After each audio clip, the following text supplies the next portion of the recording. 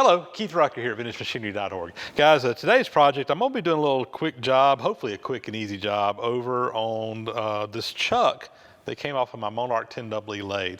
So when I got the lathe, it was set outside for a long time. We've already disassembled it and kind of sent the bed off to get reground. But I'm trying to do some light duty work because of some minor surgery I had a couple of weeks ago. And this is something that needs to be done. So we're going to see if we can get it knocked out. So my game plan is I want to take this chuck completely apart, get it cleaned up, get it serviced, put it back together, and make sure it's going to be a good chuck. This is a 6-jaw chuck. It's actually a very nice, high quality chuck.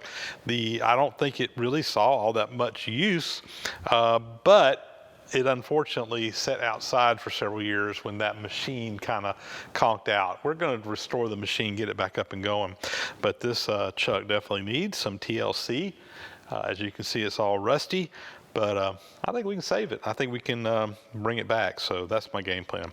So we're going to get in here, take this thing apart, get her cleaned up, and see what we can do with it.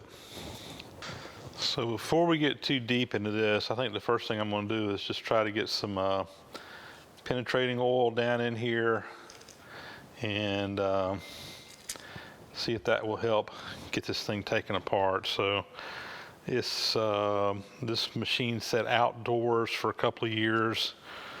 It was running fine. It had some electrical issues with it, and the shop that had it put it out on the curb, or actually out in the front yard of the machine shop when I found it and rescued it. So hopefully this will help us get it taken apart. So hopefully that lube is going to help out here. I've got a chuck key here, and let's see if we can get it to break loose. So I think what I'm going to do is go get a hammer and see if I can just kind of bump that, see if I can get it to break loose.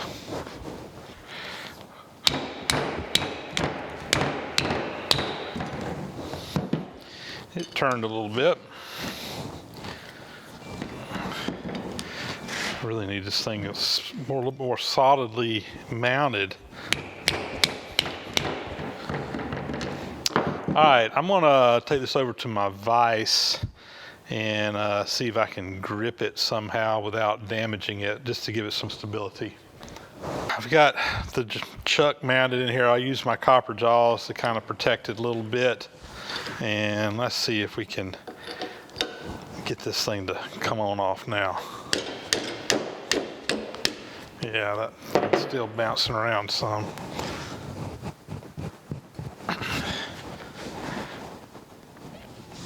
There we go. They're actually moving pretty good now. They were just rusted in place, but a little bit of oil, a little bit of shock, break them loose. I think we got it now. So there's a scroll up inside of this that engage those individual jaws. And what I want to do is I just want to back them all out. Now each one of these jaws is numbered. It only fits in one spot because the position on that scroll is going to be different for every one of them. And all right, I think we got them all out. I'm gonna have to tap them a little bit to get them to come out that last little bit. We're gonna take them all out.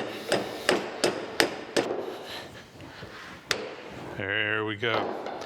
All right, next step. So continuing on, I got a couple of cap screws we need to get out of the top of this. We'll cheat a little bit and use our impact driver here. Got those 3.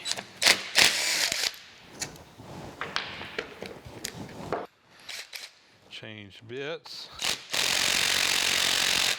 Uh-oh. That's not good. All right. Here, get the big boy.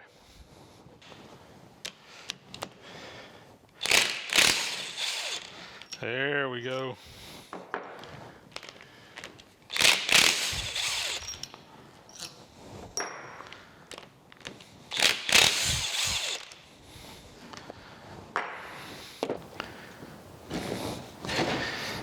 but I'm going to go ahead and pull these out the back just to where that thing will sit down flat. So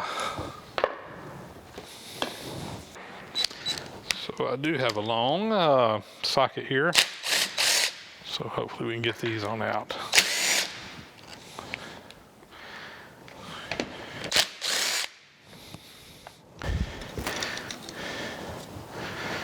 And these we usually just unscrew.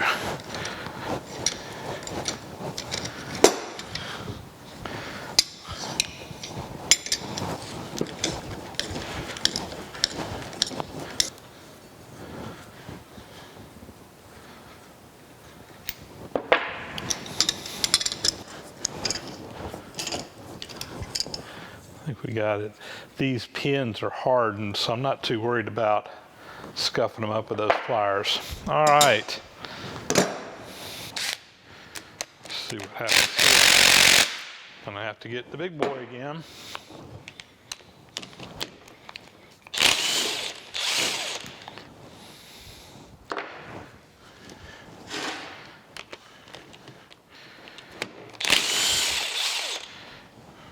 Back plate's wanting to come off now.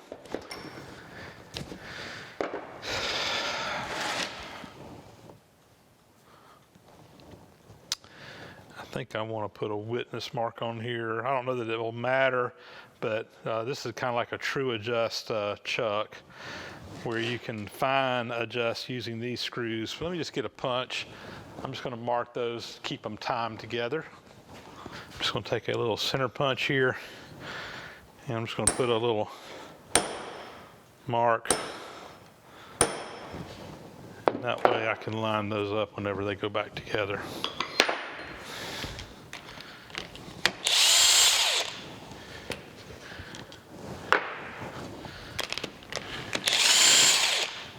There we go. The back plate should come off now. And we got a bunch of crud on the inside, but look, it's not too rusted up in there. I think I'm going to use just about every one of my sockets here to get this thing apart.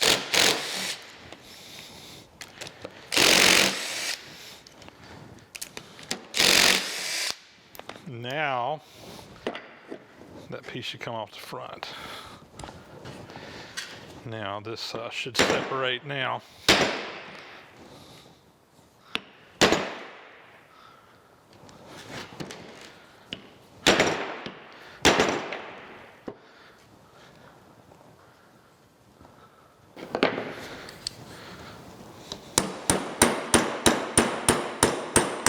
There it goes. Just taking a little chisel here and hitting in between that little crack to get it to separate apart.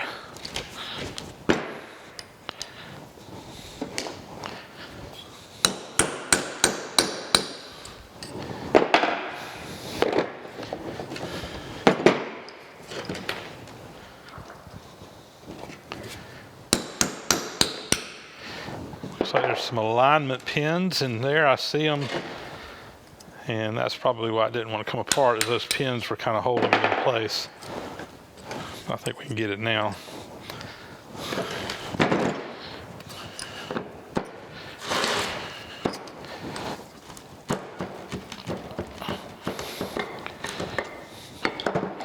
All right, so we've got our little gears here that turn in there.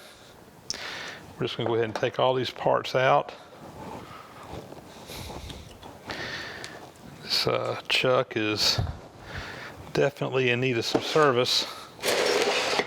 Between the rust and the lack of lube in here,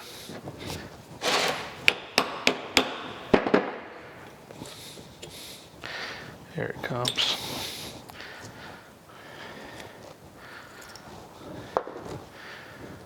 So that's got that out. There is our scroll that turns inside of there. See, it looks like we got some little keepers here.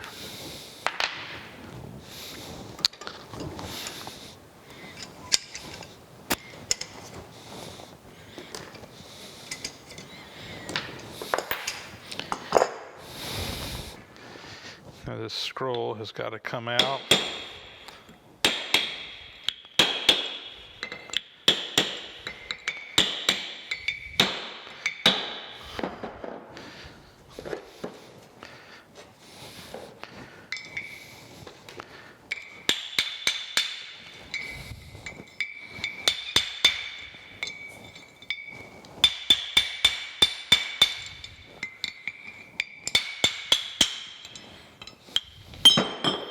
There we go.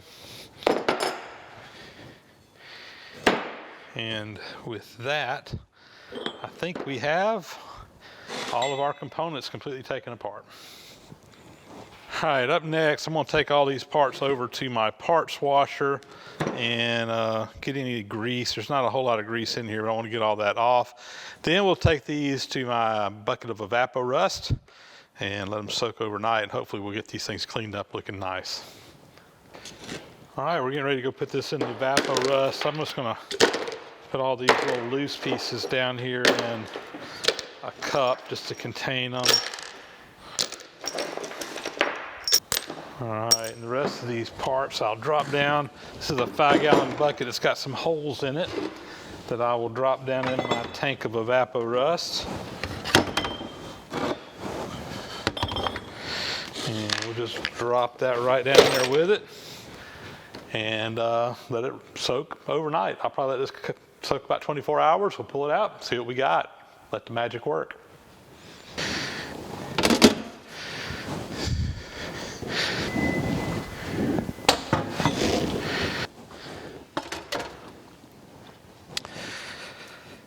All right, guys, we have let this stuff soak in the evapor-rust overnight. It's the next day now. I've pulled it all out, and typically what I'm going to do after I come out of the evapor-rust, it does a pretty good job just straight out getting that rust off, but I like to just take a Scotch-Brite pad, come over to the sink, and just real lightly give it a little brush.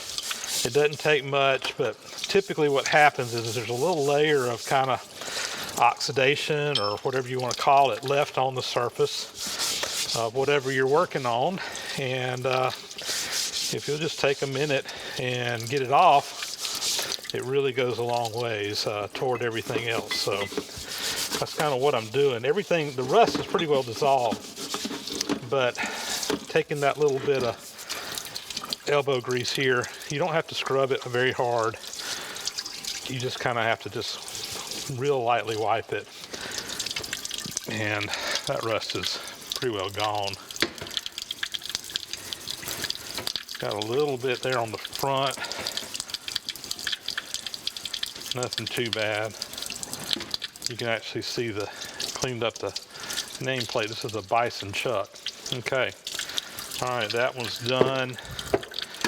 This is the back piece, same thing, just real lightly do this. I'm not having to, rub this like it was just plain rust, but this really helps. And it also gets that evapor-rust residue off of your part just with the water. Cleans it real good, which I like to do as well. We'll go through here and get all these cleaned up, and we'll be back over the bench in a little bit and take a closer look at them. All right, guys, I think we are ready to put this thing back together. So everything was cleaned up at the sink. After I got everything over here, I just took a rag and tried to wipe as much of the moisture off as I could.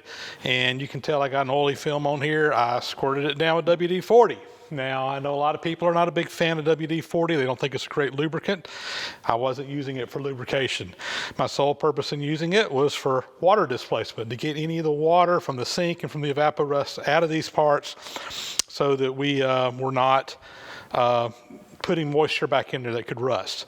The WD and WD-40 stands for water displacement, which is what I'm using it for here. So we will kind of wipe these parts and get most of this off before we do it. This has been sitting on here for probably 30 minutes now as I've been working on a few little things and getting ready to shoot this segment. But there you go. So what we're going to do is, let's see, that's the back plate. We're going to start with this piece here. We're going to wipe this WD-40 off. I didn't do a whole lot of scrubbing on these, just a little bit, just hit it lightly with the Scotch-Brite, and it's got them pretty darn clean. I'd say they're probably cleaner than the average chuck you'd see in the shop. Now, if I wanted to really get these things to polish up and look like they're brand new, what I could do is after I put this together, I could go over to my lathe and put it on the lathe, spin it up with some Scotch-Brite and polish it out. And sometimes I do that. And honestly, I would probably do it here, except I don't have my lathe running. The lathe has got to be restored. And I don't have another spindle in the shop that takes this spindle size. And without having to chuck it up in another lathe and do a bunch of stuff like that, it's just not worth it. It's going to be fine just like it is. So, all right, this is the front of the chuck. I got it setting face down. And the first thing I'm going to do is we're going to put our scroll ring back in here. And again, I just want to get all this lubrication, this WD-40 that I sprayed on here, not all, but I want to get most of it off. Now, the way this is going to work is it's going to fit down in here. This is the scroll that the jaws run on. So this goes around and around, and as you turn it, it moves these in and out. And these are all timed to this scroll. So what I want to do is put a little bit of lubrication down in here, proper lubrication, and for that I'm using some Teflon grease. This is some old stuff that I'm not even sure how old it is. I acquired it somewhere along the way. I think a friend of mine gave it to me with a bunch of stuff that he had. He had several jars of it, and this stuff has served me well. You can still get Teflon grease. I don't know if you can get this particular brand anymore or whatever, but that's not important. What is important is that I'm putting just a real light layer of lubrication in here just so that it has something to go. Now this Teflon grease is good. You don't want to get it too thick, particularly in the scroll, because it will potentially catch chips and stuff, but you do want to have a little bit of lubrication in there. This is going to be a tight fit. It's going to have to fit down in there just right. I may have to bump it. Let me get a lead hammer to kind of bump it and line her up there. This lead hammer won't really hurt anything. Well, that's giving me more trouble than I thought it would. This brass punch.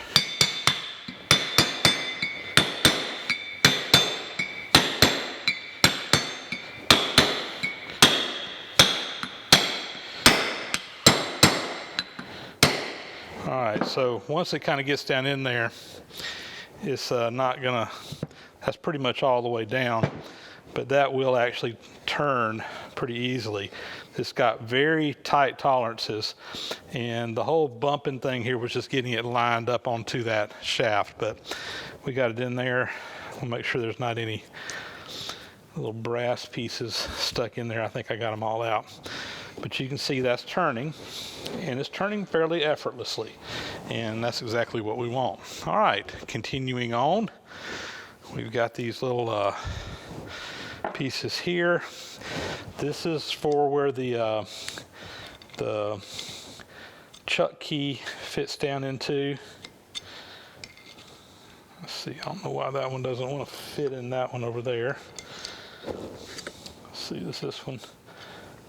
Must be a little burr on there. All right, so taking this key, I mean, it fits in real good all the way around until you get right in the top there. And in fact, I can make it go in that way, but it needs to have some wiggle room. I think what happened is this thing got bumped and it just kind of deformed the metal right there. So I've got a flat file here, and I'm just going to kind of get down in here and see if we can knock that little burr that's in there out. All this little piece right here does is just kind of keep that that piece from coming out, and I think that's going to be fine right there.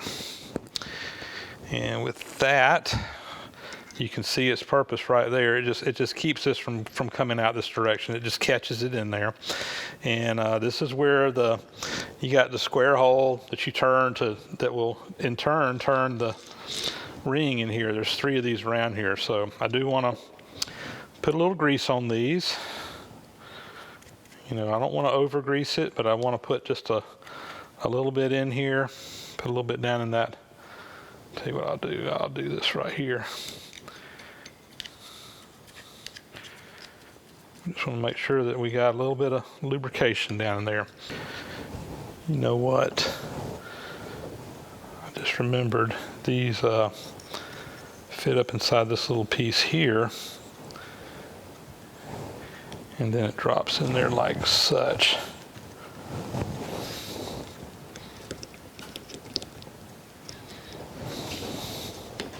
There it goes.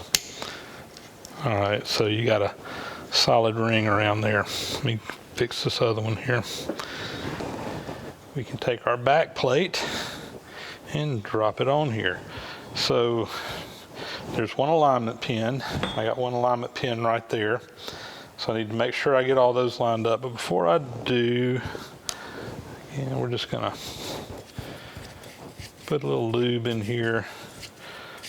Gonna have things running on these surfaces, plus it just kind of helps from a rust prevention standpoint and everything else. I'm not getting it over lube, but I do want to put a little bit in here. All right, and now we will, this hole right here mounts up with that like such. There's only one way this thing will go on, and it's probably going to take a little tapping to get it to close up. I got to get it lined up with that pin, and also get the inside where it's kind of lined up as well. You know what?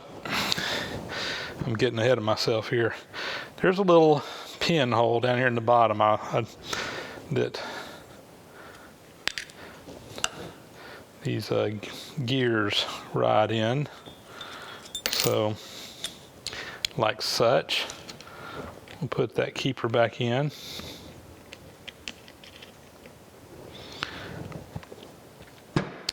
So a few more moving parts, no big deal. Got to hold your mouth just right to get all this stuff together right.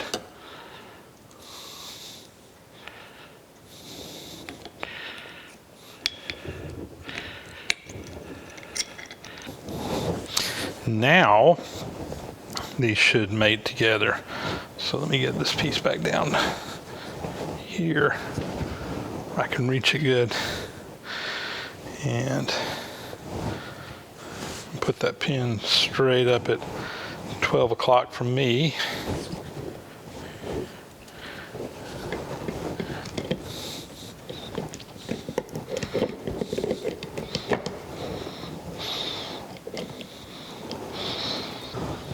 Now the trick is we got to get all these grooves lined up just right.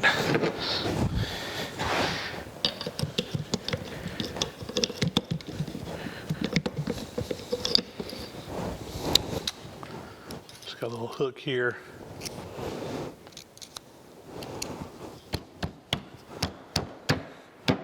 All right, I think we have it.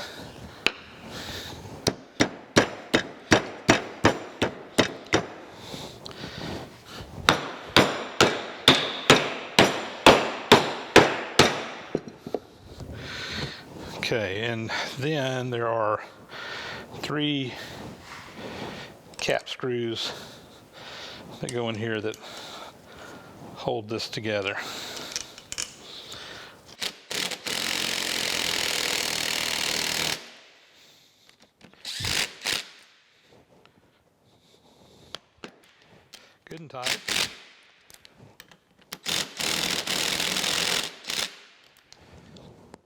good. All right, before I go any further, I just want to make sure that that scroll in there is going to turn real easily with my wrench, and it does. So that looks good. Flip it back over, and next we have our back plate. This is the part that mounts to the lathe itself, and again, I want to just wipe this off. You know, that I don't want to have too much WD-40 inside this thing that will gum up over time. Plus, if there's any moisture left in there, I want to make sure I get it out. I am going to put just a little bit of a grease in here, just a really, really light layer. And this will just kind of help keep any corrosion and stuff from going. Now, this is a true adjust type back plate, and when I say true adjust, there's screws that you can have a fine adjustment to get this chuck running perfectly true. One of the common problems with a 3-jaw chuck, or in this case a 6-jaw chuck, is that, you know, it probably isn't going to run perfectly true. But with one of these true adjusts, you can adjust it kind of like you do a 4-jaw chuck. Now, I did put a mark here on the back to get this in the exact same place it was before.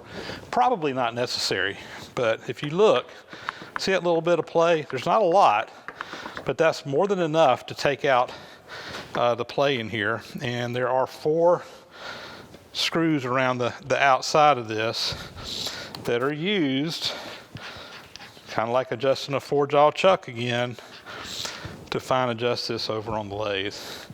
Now, I'm not sure why these look like that they're usually on these things. I see these at 90 degrees, where you'd have 4 adjustment points. There's 4 on this one, but they're like, not quite, but almost in line with the jaws. I don't know why they did it that way. I would have rather had seen them be at 90 degrees to one another, but there's probably a good reason that I'm not thinking about. And one of you guys will probably inform me. All right, this is something we'll have to adjust once we get it over on the machine. I'm just kind of putting my thumb on here and trying to make it at least feel like it's running true with the chuck itself. But this is, again, something that we will adjust over on the lathe once we get it all put back together. We can put an indicator in there and tune it in.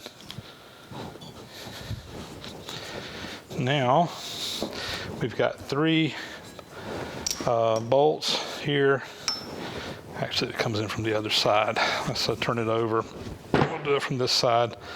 These 3 run in this way and kind of hold that back plate in place. There will be enough adjustment in there that you can adjust these.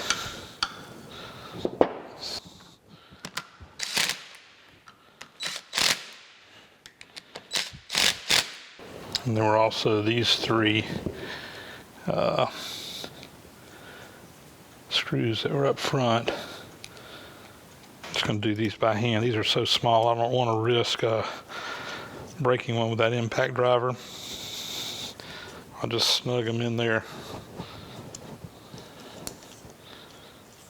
Okay. Turn it back over again. Now I've got my pieces for the mount. This is a D3, I think. I can't remember mount. I know I got a D16 on my bigger lathe.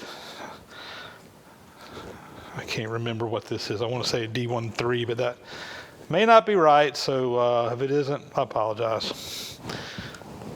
This is a cam lock type spindle. So basically you got these little cutouts in there, and over on the nose of the lathe, you've got circular cam piece, and when you turn it, it pulls this whole chuck in nice and snug up against the face of the back face here. And I really like this design. All right, that's all the way in. You back off just a little bit, and there's a screw that you put in right here, and that will lock that, keep that from spinning out.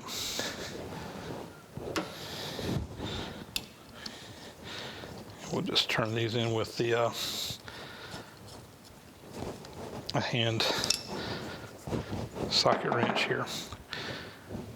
All right, we have all of our mounting studs on here now. Everything looks good there. We're going to flip it over, and the last step here is going to be to put our jaws back in.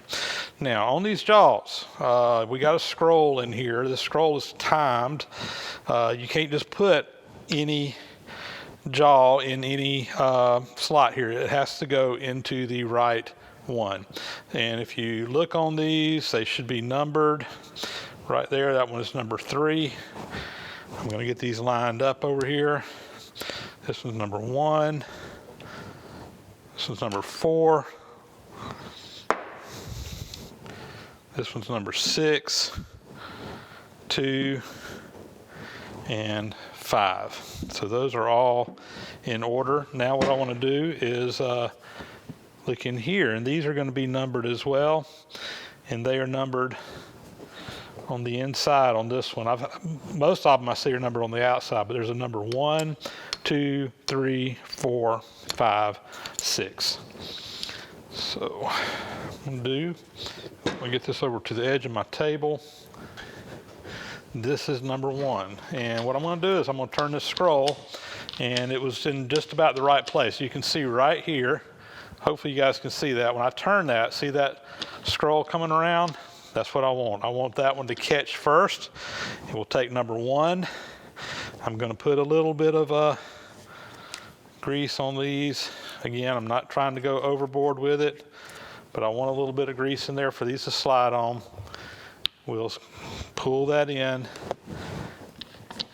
and that should catch on the scroll, and I'm going to roll it around until it comes up to number 2. Right there, we're just shy of number 2.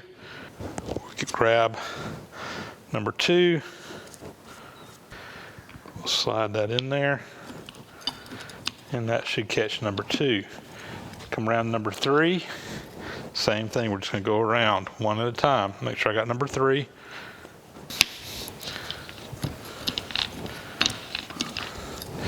Here's number 6, the last one.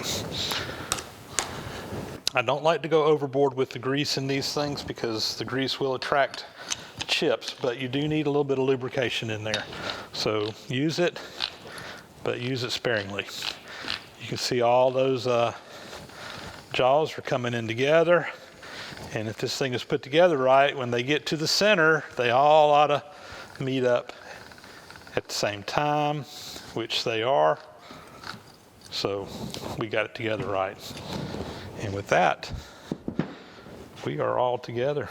I'm just going to wipe any excess grease off of this. And one scroll chuck nicely restored. I will note real quickly that while I'm over here bumping around on this table, putting this chuck back together, shaking the table, making it move around everything, simultaneously underneath the table, this is what's going on. These cats seem to be real concerned with all this noise I'm making out here. Yeah, they're really good shop assistants, as you can tell. Just a quick close-up look here. You can tell the difference. We got all the rust off. We got everything moving freely. When we first started working on this chuck, it looked terrible. It was pretty much frozen up. You saw we had to kind of bump it to get it to break loose. This thing is just as slick as can be right now. No problems at all. This chuck, I can tell by looking at it and working with it and whatever, it's got very little wear on it. Just like really most of that lathe, that Monarch lathe that I'm restoring. Didn't look like it had a lot of wear on it, but the electronics went out on it, and it sat outside for a couple of years because the guy just thought it was junk, and to him it was. But we're going to rescue this thing and bring it back. I'm real happy with how that turned out. The true test will be when we get it on the lathe and get a part in there and see how true it runs, but I fully anticipate that this chuck is going to be great. And for comparison, here's a shot of it before and after, side by side, so you guys can kind of see what she looks like. And with that, that's going to be pretty much a wrap on this episode. I will just make one comment here, guys, about doing this to a chuck. This is something that you probably need to do to a chuck periodically on lathe. As you use these things, you're going to get trash on the inside of them. It's inevitable. It's going to happen. So periodically, for me, about once every year, maybe 2 years, whatever kind of need, I will take my chucks apart. I will clean them, I'll re-lubricate them, and put them back together. Obviously, I don't have to go through the de-rusting and all that kind of stuff like we did with this one on every single one of them, particularly if it's a chuck that's in use in the shop. But it's good to get all that gunk and stuff out of these things periodically. And most of your 3-jaw, 6-jaw chucks, scroll chucks like this, they're all going to be pretty similar to how this one went together. Yeah, from one company to another, there's going to be subtle differences, but the principles are all going to be the same. And I would encourage you, that's just part of your maintenance on these machines, to keep your chucks in good order, and don't be afraid to take one of these things apart and clean it up. So there you go. And with that, that is a wrap, as we said. So we're going to sign off here. As always, thank you guys for following along here. Please subscribe to the channel if you haven't already. Thumbs up and comments are appreciated. Really helps the channel out if you leave that thumbs up or if you give a comment down below. And if you haven't already, hit that bell icon to get notifications when new videos are posted to my channel. And with that, guys, again, thanks for watching. We'll catch you next time around.